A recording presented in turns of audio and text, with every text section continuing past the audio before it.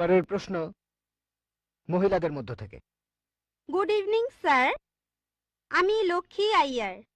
Sir, আমি হিন্দু, তবে ইসলাম ধর্মে বিশ্বাস করি। আমি ইসলাম বিশ্বাস করি কারণ আমি সেরকম কিছু প্রমাণ পেয়েছি। স্যার, আপনি বললেন আল্লাহ একজন, ধর্মও একটা। এখন আমি তিনজন মানুষের উদাহরণ দেই। একজন হিন্দু, আরেকজন মুসলিম, অন্যজন খ্রিস্টান। ধরেন এই তিনজন একসাথে আছে। এখন তাদের শরীর যদি কেটে ফেলা হয়, সেখানে আপনি কি দেখতে পাবেন? শুধু রক্ত, শুধু রক্তই পাবেন। দুধ পাবেন না, পানি পাবেন না, শুধু রক্তই পাবেন। এখন সব মানুষের শরীরে যদি একই রক্ত থাকে, তাহলে মৃতদেহ সৎকারের নিয়মটা আলাদা কেন? মুসলিমরা তারা কবর দেয়, আর হিন্দুরা আমরা মৃতদেহ পুড়িয়ে ফেলি। বোন বললেন আপনি ইসলাম ধর্ম পছন্দ করেন, ইসলামে বিশ্বাসও করেন। আপনাকে অভিনন্দন, আর এই শান্তির ধর্মে আপনাকে স্বাগতম, সত্যের পথে আপনাকে স্বাগতম।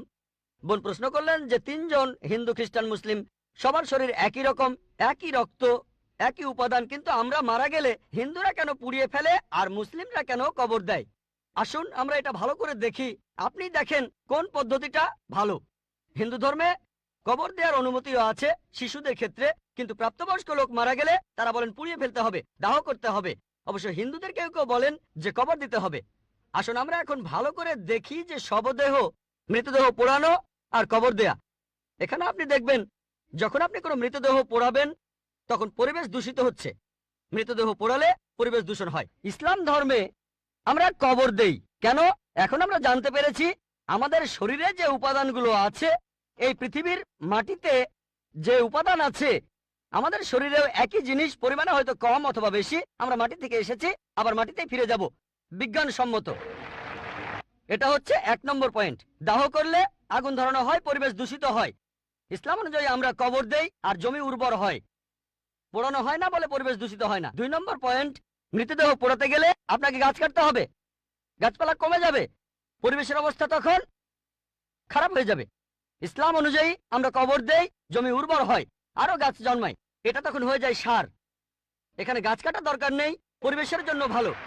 আমাদের সরকার এখন বলে গাছ কাটবেন না। গাছ না কাটলে মৃতদেহগুলো পোড়াবেন কিভাবে?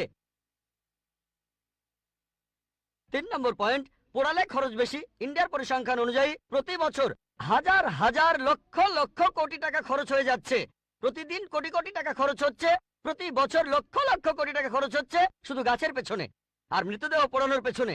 ইসলাম অনুযায়ী আমরা কবর দেই, এটা সস্তা, ফ্রি। 5 নম্বর পয়েন্ট, মৃতদেহ পোড়ালে গাছের কাঠ পুড়ে হয়ে যায় চারকল, ছাই।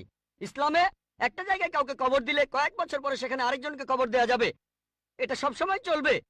আপনি রিসাইকেল করতে পারবেন। একই জমি কয়েক বছর পরে মৃতদেহের হাড় করে আলাদা হয়ে গেলে আবার কবর দিতে পারবেন। তাহলে যুক্তি আর বিজ্ঞান দিয়ে যদি যাচাই করেন, এটাই বিজ্ঞানসম্মত, অনেক মানবিক, অনেক ভালো। কবর দেয়া পোড়ানোর চাইতে অনেক ভালো। আশা করি উত্তরটা পেয়েছেন।